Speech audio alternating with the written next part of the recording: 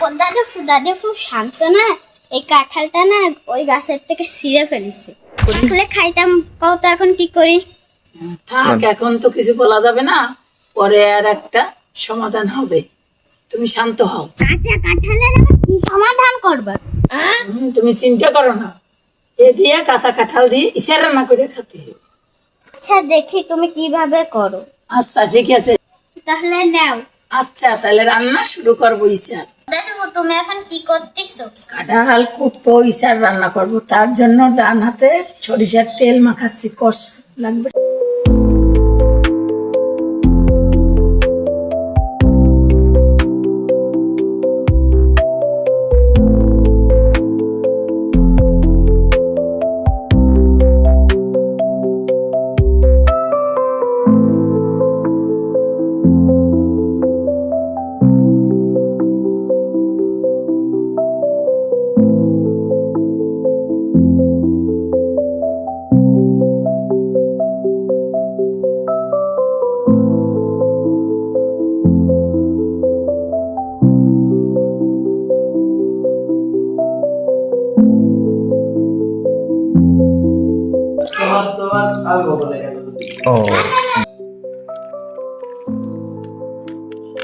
কাঁঠাল আলুটা একটু গরম পানি দিয়ে হলুদ দিয়ে সেদ্ধ করে সুন্দর করে নিচ্ছি। কাঁঠাল সেদ্ধ হয়ে গেছে, এইবার সেকনি দিয়া সেকে নেব।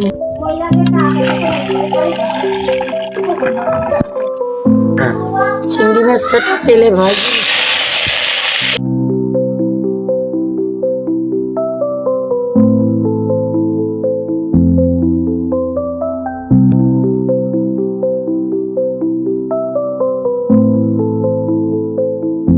ভাজা হয়ে গেছে, এবার তুলে নেব।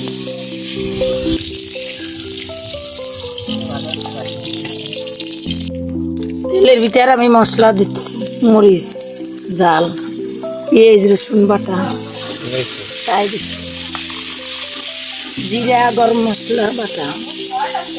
হ্যাঁ, নাড়াচাড়া করতেছি, সুন্দর করে ভাজি করতেছি, নাড়াচাড়া করতেছি।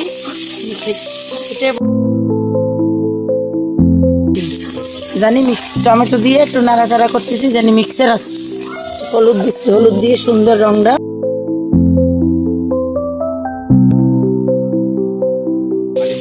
পানি দিয়ে কষাবো, তারপরে কাঁঠাল দেবো। কাঁঠাল দিয়ে সুন্দর করে গোশের মতো কষাবো। কাঁঠাল কষাবো।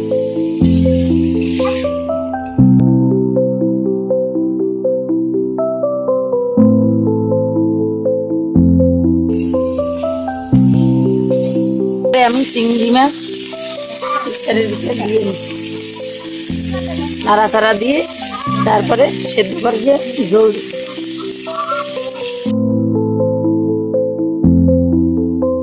হাঁটু পানি দিয়ে সেদ্ধ করে তারপরে গোশের মাংসের মতন, তারপর আবার পরে পানি দেবো। পানি দিয়ে নিলাম, পানি দিয়ে নাড়াচাড়া করে উঠবো। এইবার ইসার হয়ে গেল, আমি নাড়াচাড়া করিয়া ঢেলে দেব, ঢেলে দিলাম।